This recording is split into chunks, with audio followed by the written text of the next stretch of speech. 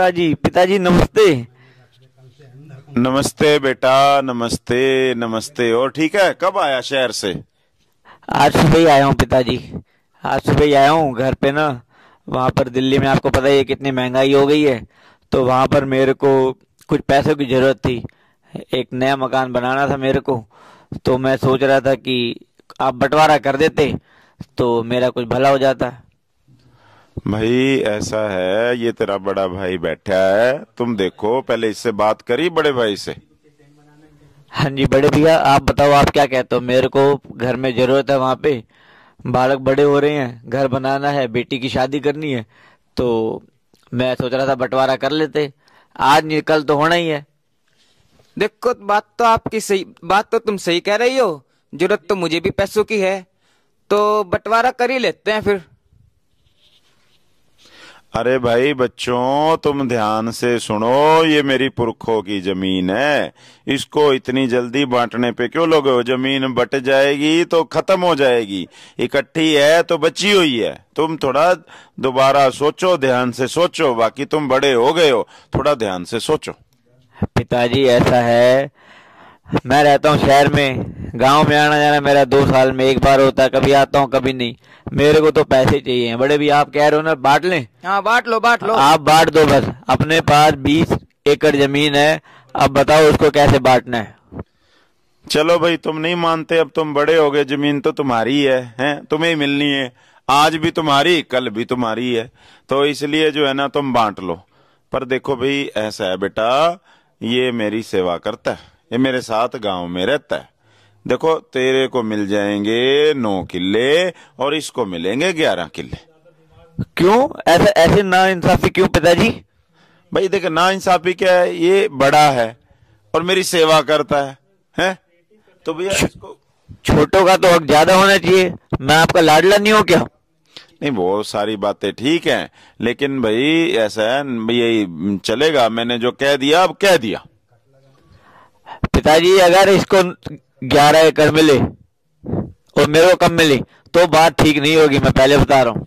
भाई देखो, बात तो पिताजी की सही है। पिताजी हर वक्त मेरे साथ रहते हैं, सारी सेवा तो मैं ही करता हूँ, तो 11 एकड़ तो मुझे ही मिलना चाहिए। बात तो जब पिताजी की पिताजी की इतनी सेवा करनी है, इतना बड़ा दरिया दिल है, तो अपने 10 एकड़ में ही करो ना सेवा। सेवा के पैसे ले रहे हो क्या? सेवा के पैसे नहीं ले रहे भाई। भाई जो पिताजी ने कह दिया, फैसला तो वही रहेगा। और अब मैं एक भी इंच फालतू नहीं देने वाला। भाई तू 1 इंच की बात कर रहा है, मैं तेरे अलग में से 11 के 11 एकड़ निकाल लूंगा। तू बात कर रहा है 1 इंच की। तेरे में दम हो तो निकाल के देख ले तू। कितना? हाँ तेरे को मैं यही देख लेता हूँ। मैं अपने बड़े भाई को ऐसा कह रहा है तेरे को छोड़ूंगा नहीं मैं। बड़े भाई को ऐसा कह रहा तू है? जमीन लूंगा मैं तो तेरे। देख तू है क्या कह रही है? मारो अपने बड़े भाई को। अभी करता हूँ। मार दिया मार दिया मार दिया। अब ले ले तू जमीन। मार दिया। अब तेरे को बताता हूँ मैं, 1 इंच भी फालतू नहीं देगा। देख लिया?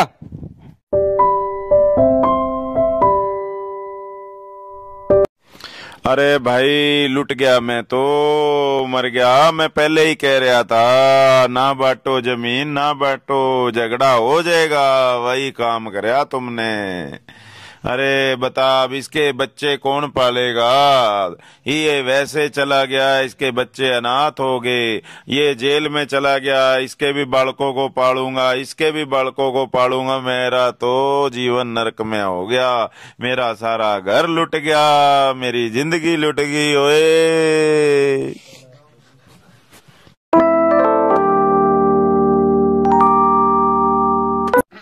हे भगवान, बहुत दिन हो गए, कोई भी मुर्गा फंस नहीं रहा है। अब मुझे ही अपना दिमाग लड़ाना पड़ेगा कि आज कहाँ मोटा मुर्गा फंसे। तो आज देखता हूँ, अरे हाँ, सेठ अमीर चंद जी बहुत मोटी हस्ती है, तो आज उनके यहाँ चलना पड़ेगा। मुझे लगता है वहीं मेरा बेड़ा पार होगा। चलो आज चलते हैं सेठ फकीर चंद जी के यहाँ। अरे बाप रे, अरे आज तो मेरा वहां खुल गया, आज तो भगवान ने पूरा चप्पर फाड़ के दे दिया। अरे वाह जेवर, अरे जल्दी करो भाई, कोई देख तो नहीं रहा। अरे जल्दी जल्दी, अरे वाह, लाओ ये भी लो, ये लो, ये लो। अरे अब मेरा काम हो गया। अब मैं अपने दोस्त मोहन, जो मेरा कई जन्मों का दुश्मन है, आज उसका मैं फायदा उठाता हूँ यहाँ पे। जल्दी फोन। अरे हेलो मोहन। हाँ हाँ बोलो भाई। अरे कहाँ है तू, कहाँ है, जल्दी बता। मैं तो घर पे हूँ। अरे यार यहाँ पे सेठ अमित चंद जी का एक्सीडेंट हो गया, जल्दी आ, मैं इनके घर पे हूँ। अच्छा अच्छा अच्छा, मैं आता हूँ। हाँ जल्दी आ, जल्दी आ। अभी हाल आता हूँ, अभी हाल। ठीक है, चलो चलो चलो चलो चलो चलो, मोहन आएगा, वो फंस जाएगा। चलो चलो।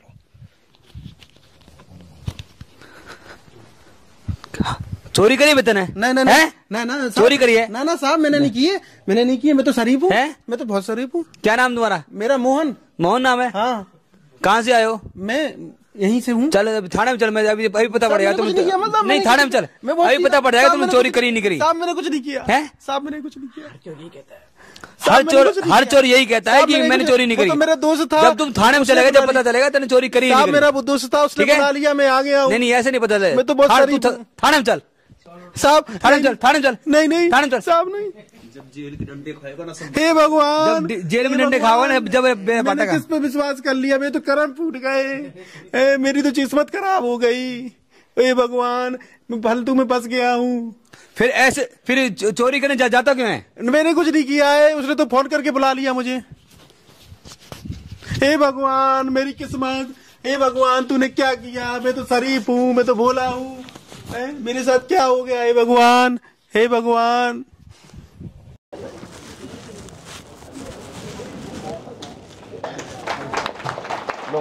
ये लो ये लो। आप सभी ने देखा अभी, ये आज घर घर की कहानी है कि नहीं? आज ये घर घर की कहानी है। भाई भाई में झगड़ा, जमीन के ऊपर झगड़ा। इसके लिए एक संत कबीर ने कहा है, जड़ जमीन जोरू जिनको अपना समझता है, अपना समझता है, कुछ नहीं है तेरा जग में, क्यों नहीं समझता है तू, क्यों नहीं समझता है। उड़ जाएगा पंछी जिस दिन, उड़ जाएगी आत्मा जिस दिन, सब यही धरा रह जाएगा। सच्ची कमाई कर ले, नहीं तो पछताएगा। दो पल की जिंदगी है। तो आपने भी देखा, ऐसा होता हमारे साथ। घर घर की तो कहानी है, पर लेकिन आप में से कुछ भाई बहनें माताएं ऐसे भी होंगे जिनकी कोई गलती नहीं है। जैसे बेचारा दोस्त, उसकी गलती नहीं है, पर लेकिन उसको कोई फंसा गया, ऐसा होता है। और फिर सारी जिंदगी में क्या कोसते रहते हैं, अरे उसने मेरे साथ ऐसे किया, उसने मेरे साथ ऐसे किया। और दूसरा क्या कोसते हैं? भगवान को, कि भगवान जो है वो पक्षपाती है, उसने मेरे साथ बुरा किया।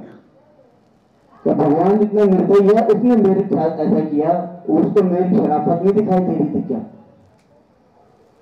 तो इसमें सोच के देखो, क्या भगवान की गलती है या उसी की गलती है?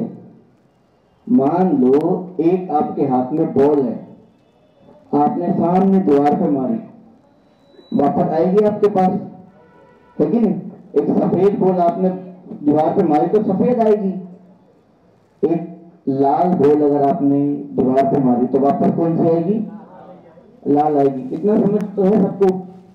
ऐसे ही मान लो किसी के साथ हमने बुरा किया, हमने उसको लाल बॉल फेंकी, तो वापस उससे भी हमारे पास क्या होगी? लाल बॉल आएगी। मान लो लाल बॉल आ रही है हमारे पास, एकदम से कर्मों का फल नहीं मिलता, आते आते कुछ समय बीत गया, हमने ये चोला छोड़ के दूसरा चोला ले लिया, तो लेकिन वो आएगी आपके पास। तो जब वो आएगी तो सहने तो आपको ही पड़ेगी, लेकिन कई बार होता है मियां बीवी में झगड़ा होता है, रोज समझाता है पति, पत्नी नहीं मानती, पत्नी समझाती है, पति नहीं मानता, लेकिन अब हम क्या करें? तो इसके अंदर समझने वाली बात यह है, जो भगवान हमें सिखाते हैं, जो तुमने पिछले जन्मों में लाल बॉल फेंकी हुई ना, उसको तो रोक नहीं सकते, वो तो आएंगी, पर तुम अभी से सफेद बॉल फेंकना शुरू कर। तो धीरे धीरे धीरे धीरे आप शुभ भावनाएं शुभ कामनाएं रखेंगे, वो है हमारी सफेद गेंद। तो धीरे धीरे जब हम सफेद गेंद फेंकते जाएंगे, एक टाइम तो ऐसा होगा ना कि वो बॉलें खत्म हो जाएंगी लाल वाली। तो जब वो खत्म हो जाएंगी तो ऑटोमेटिकली वो भी बदल के हमारे साथ अच्छा व्यवहार करने लगेंगे। तो कर्मों की खेती को जैसे ही भाई साहब ने बताया, आज हम आपको बताते हैं दूसरी बात, खुशनुमा जीवन जीने की कला, कि हम सदा खुश कैसे रहें। मेडिटेशन करा देना। कर्मों का तो आपको ज्ञान है, आप राजयोग करेंगे, शिक्षा लेंगे, उससे आपको और मदद मिलेगी। आज अच्छा हर कोई बनना चाहता है, लेकिन अच्छा बनने की ताकत नहीं है। सच्चाई के मार्ग पर चलना हर कोई चाहता है, लेकिन ताकत नहीं है। ताकत आएगी कहां से? वो आएगी परमात्मा से। और वो कैसे आएगी? राजयोग से, जो कि आपको बताएंगे अभी। अब दूसरी बात, फिल्में देखी होंगी सबने, फिल्में देखी होंगी बचपन से लेके आज तक, बहुत मजा आता है फिल्म देखने में, लेकिन पर फिल्मों में आपने एक चीज नोटिस की होगी, एक होता है डायरेक्टर जो बताता है तुम्हें ऐसे करना ऐसे कर, दूसरा होता है एक्टर जो अपना एक्टिंग करता है, तीसरे क्या होते हैं? स्टेज। इसके लिए मंच होता है ना, स्टेज होता है, कभी गार्डन में, कभी हवेली में, कभी कहीं। फिर और क्या चाहिए? लाइट्स। लाइट नहीं होगी, अंधेरे में कोई फिल्म बनेगी क्या? नहीं, लाइट चाहिए। पर उस फिल्म में होता क्या है, जो एक्टर होता है उसका सारा ध्यान कहाँ होता है? अपने रोल पे। भाई मेरा रोल बढ़िया होना चाहिए, मैं टिप टॉप होना चाहिए, मेरा रोल अच्छा होना चाहिए, मेरी एक्टिंग चाहे हीरो की है, चाहे विलन की है, चाहे भिखारी की है, कोई जो मेरा रोल है वो अच्छा होना चाहिए। उसको कोई फर्क नहीं पड़ता दूसरे एक्टर का क्या हो, वो गलत कर रहा है बाहर में जाए, होता नहीं होगा।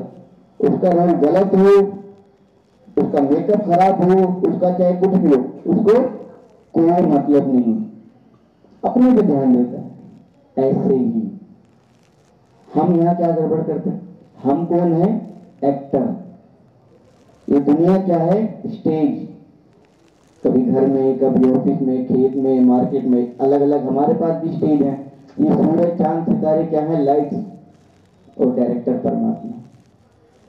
उस फिल्म में जो डायरेक्टर कहता है वैसा एक्टर करता है, और इस फिल्म में जो वो डायरेक्टर कहता है वैसा एक्टर नहीं करता है। क्या करता है? वो दूसरे को देख रहा है, अच्छा ये खराब कर रहा है, अच्छा ये ऐसा है, ये ऐसा है, अपने ऊपर किसी का ध्यान नहीं है। तो फिल्म किसकी खराब होगी? हमारी। अपनी फिल्म खुद देखेंगे, हमारे को खुद को मजा नहीं आएगा, है कि नहीं? गड़बड़ कहाँ हो रही है? ना तो डायरेक्टर की बात मान रहे और ना हम अपने ऊपर ध्यान दे रहे, हमारा ध्यान सारा इधर उधर उधर है। तो परमात्मा हमें ये बताते हैं, बच्चे तुम भी एक एक्टर हो इस दुनिया में, ये भी एक खेल चल रहा है, और खेल ही तो है, कोई यहाँ परमानेंट नहीं है। इस धरती पर किसी की रजिस्ट्री नहीं हो रही कि ये 100 साल जिएगा, 200 साल जिएगा, सब यहाँ टेम्पररी हैं, आए हैं तो जाना भी है। उस फिल्म में भी जाते हैं ना लोग, या वही एक्टिंग करते रहते हैं, एक फिल्म बनी दूसरी में जाएंगे, फिर तीसरी जाएंगे, वापस अपने घर जाएंगे। ऐसे ही ये भी एक सृष्टि जो है, एक रंगमंच है, जहां पर हर कोई अपना अपना रोल प्ले कर रहा है, नाटक है। अब जरा से ये बात अगर दिमाग में रखें कि यार नाटक ही तो है, उसमें भी लोग जेल जाते हैं, तो एक्टर परेशान होता है क्या? अरे मैं जेल को चला गया, उसका रोल है उस टाइम। बस सोचने की बात है, ये खेल चल रहा है, मेरा इस समय ये रोल है, अब मैं अब क्या कर सकता हूँ, अब वो सोचना है, यहाँ बैठ करके मैं क्या कर सकता हूँ। अब जो हो गया होगा उसको छोड़ो, अब मेरा आगे का रोल क्या? आगे की फिल्म कैसे बनानी है मेरे को, आगे की फिल्म कैसे बनानी है वो मेरे हाथ में है। अब जो परमात्मा कहता है, परमात्मा खुद आकर के यहाँ पर आपको इन फरिश्तों के द्वारा ये मैसेज दे रहा है कि बच्चे अब भी जाग जाओ, अज्ञान नींद में सोए मत रहो, अंधेरे में भटको मत। कितना प्यार है उसका। आप सोचो, एक कहानी मैं सुनाता हूं आपको। एक बार क्या हुआ, इतना प्लेन जा रहा था, फ्लाइट, उसमें 150 यात्री जा रहे थे। कितने यात्री जा रहे थे? 150। और बादलों के बीच में क्या है, प्लेन जो है वो डगमगाने लगा, बहुत हिल रहा था। सारे लोग डर रहे थे, हे भगवान आज क्या होगा, हे भगवान आज क्या होगा, सारे डर रहे थे। एक 8 साल की बच्ची थी, वो खेल रही थी, उसको कोई डर नहीं था। 8 साल की बच्ची को कोई डर नहीं, वो खेल रही है, और सारे लोग डर रहे, अरे ये हो गया, वो हो गया। एयर वो अनाउंसमेंट कर रही है, कृपया अपनी सीट बेल्ट लगा लो, अभी हम परेशानी से गुजर रहे हैं। तो लेकिन बच्ची को डर नहीं लगा, सही सलामत लोग आ गए, नीचे उतरे। तो लोगों ने उस बच्ची से पूछा कि बेटा, जब सब लोग डर रहे थे, सब भगवान को याद कर रहे थे, कोई अपने पाप कर्मों को याद कर रहा था, शायद मेरा ये अंतिम समय आ गया, तुम बहुत खुश थे, तुम्हें कोई दिक्कत नहीं थी, कोई डर नहीं था। तो पता है उसने क्या कहा कि इस प्लेन को जो चला रहे हैं पहले वो मेरे पापा हैं, और मुझे ये यकीन है कि मेरे पापा मेरे को कुछ नहीं होने देंगे।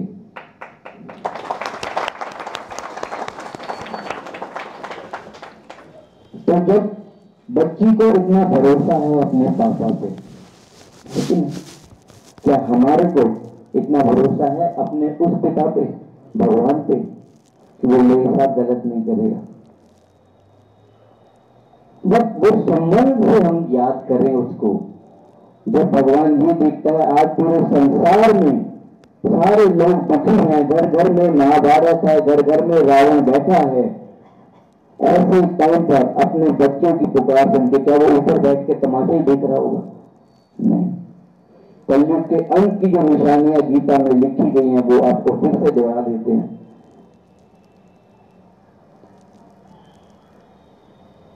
क्या लिखे हुए उसमें? भगवान ने क्या वायदा किया हुआ कि जब ये बातें इस धरती पर होंगी, समझ लेना कि मैं आकर के स्वयं इस धरती पर आकर के अपना कार्य कर रहा हूँ। तो वो कुछ बातें आपको बता देते हैं। 4 कुएं का पानी एक में समा जाएगा, पर एक कुएं का पानी 4 में भी नहीं समा पाएगा। माना एक माँ बाप अपनी 4 औलादों को पाल पोस के बड़ा कर देंगे, तो 4 औलादों से एक माँ बाप को पाला पोसा नहीं जाएगा। अनाज जो है पुड़ियों में बिकना शुरू हो जाएगा। आज आप देख रहे सारी चीजें पैकेटों में बिक रही है, लेकिन दूध जिसको बेचना क्या माना जाता था? पाप माना जाता था, आज दूध पैकेटों में बिक रहा है। बालों का श्रृंगार होना शुरू हो जाएगा, कन्या अपने मुख से वर मांगना शुरू कर देगी। आजकल तो देखिए लो बगाई नहीं, हर प्राणी धर्म भ्रष्ट कर्म भ्रष्ट हो जाएगा। आज कोई भी इंसान अपने सत धर्म पे नहीं है। कोई महात्मा ऋषि मुनि देखो, सबके कैरेक्टर आपको पता है, सब न्यूज में आता है, बताने की आवश्यकता नहीं। जब ये चीजें होंगी तो समझ लेना, पर काया प्रवेश कर प्रकृति को अधीन कर साधारण बूढ़े मनुष्य का तन का आधार लेकर मैं आता हूं, और मूढ़मती मनुष्य मुझे पहचान नहीं पाता है, तो लेकिन मैं आता हूं।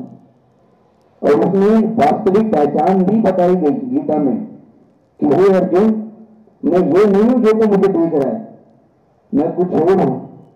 मुझे देखने के लिए तुझे दिव्य चक्षु चाहिए।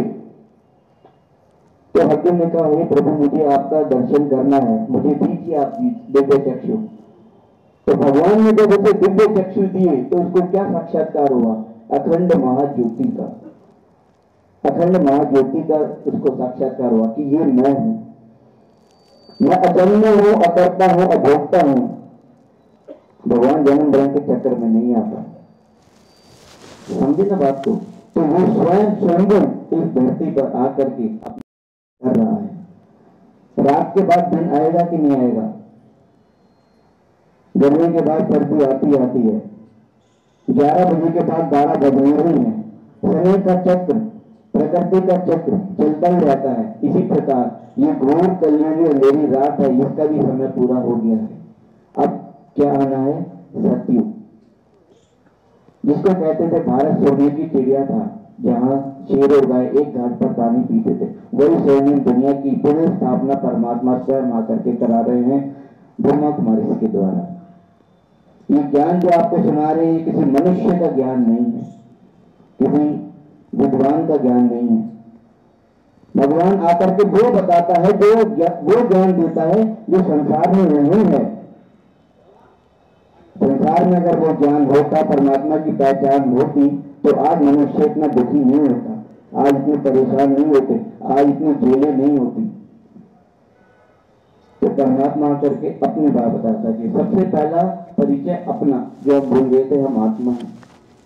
दूसरा कि मैं कौन हूं, वो मैं भी ज्योति स्वरूप हूं। तो मेरा नाम है शिव। शिव अर्थात सदा कल्याणकारी, है ना। भारत में सबसे पहले पूजा भी सोमनाथ की शुरू हुई राजा विक्रमादित्य के द्वारा। आप देखते हैं प्रकाश के स्वरूप को याद है, अपनी भावनाएं अर्पित करने के लिए हमने लिंग का रूप दे दिया, परंतु परमात्मा है ज्योति स्वरूप। जैसे भाई साहब ने बताया भी, सब धर्मों के हिसाब से परमात्मा ज्योति स्वरूप। अब आत्मा समझ के वक्त उसको याद करना है, सिंपल सा योग। उससे हमारे को इतनी ताकत मिलती है उसको याद करने से कि हम अच्छे मार्ग पर चल भी सकते हैं, परेशानियां भी आएंगी उसको हम सहन भी कर सकते हैं, बातों को अंदर समा भी सकते हैं। वो सारी शक्तियां हमारे को देता है भगवान। अब उसको याद करना है, खाली राम राम नहीं रखना है, कोई मंत्र माला नहीं फूकनी, कोई हवन यज्ञ तब से नहीं मिलता, वो मिलता है दिल से। दिल लगाना पड़ेगा उससे, रिश्ता बनाना पड़ेगा उससे। वो रिश्ता बनाने आया है, अपने रिश्ते को का हक जमा अदा करने आया है। हम सब बच्चे हैं ना उसके, तो वो मिलने आया है। इन्हीं शब्दों के साथ मैं अपनी वाणी को विराम देता हूँ। ओम शांति।